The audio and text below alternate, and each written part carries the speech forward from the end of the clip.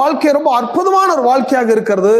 அந்த அற்புதமான வாழ்க்கையை நாம வாழ கற்றுக்கொள்வதற்கு தான் இந்த 1 கொரிந்தியர் புக்குடைய சிறப்பம்சமா இருக்கிறது. ஆகவே இந்த புக்கை வந்து நாம ஒரே டைம் ஃபுல்லா படிக்காம கொஞ்சம் கொஞ்சமா நம்ம என்ன பண்றோம், படிச்சுட்டு வரோம்.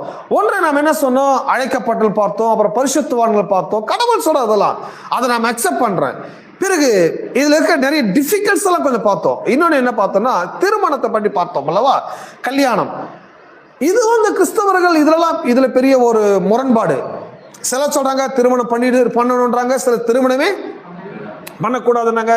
சில சொல்றாங்க திருமணம் பண்ணவங்க அவ்வளோ ஒன்றும் புனிதர்கள் கிடையாது, பண்ணாம இருக்கிறவர்கள் தான் புனிதர்கள் அப்படின்னு சொல்லி சில மதங்கள். இந்த மதங்கள் வந்து கிறிஸ்தவன்றது கூட ஒரு மதம் தான்.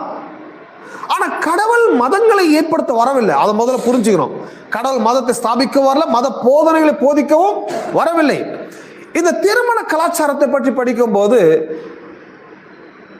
புத்த மதத்திலையும் என்ன சொல்றாங்க, திருமணத்தை பண்ணாம இருப்பது நல்லது. புத்திசம் அதான் சொல்லுது. அதுக்கப்புறம் இந்துக்களும் அதான் சொல்றாங்க, அதை நம்புறாங்க, பிரம்மச்சாரியா இருப்பது தான் சிறந்தது. அதுக்கப்புறம் வந்து பல மதங்கள், பல்வேறு மதங்கள்ல திருமணம் பண்ணாம இருந்த பெட்டர் அப்படின்றாங்க. இதை பார்த்தாங்க, கிறிஸ்தவம் பார்த்தாங்க. அப்போ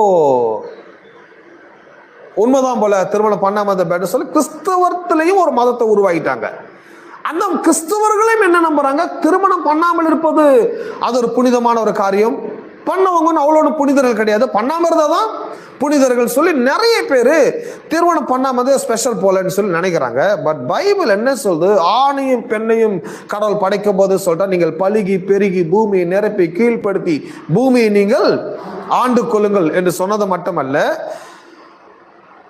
திருமணமே வேணான்னு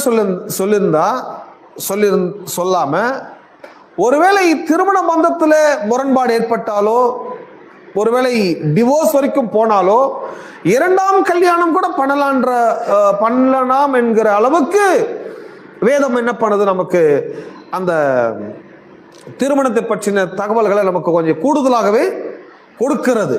எதுவுமே நம்புறீங்க? 2ஆம் திருமணத்தை பற்றி பேசும்போது 2ஆம் கல்யாணம் பண்ணது நல்லதா கெட்டதான்றது நாம் இங்க அதை பற்றி அதை டிபேட் பண்றது இல்லை. ஸோ அவ்வளவு தூரம் பேசுதுன்னா அப்போ கல்யாணத்தை பற்றி பைபிள் வந்து எதிர்ப்பு தெரிவிக்கவில்லை. திருமணம் பண்றது என்ன எதிர்ப்பு ஒன்றும் கிடையாது. அப்படி செய்வது, திருமணம் செய்வது நல்லதுன்னு திருமணத்தை பற்றி நாம நிறைய தகவல்களை படித்தோம். ஏன்னா கிறிஸ்தவர்கள் அதெல்லாம் நம்பின்னு வராங்க. இன்னொரு சில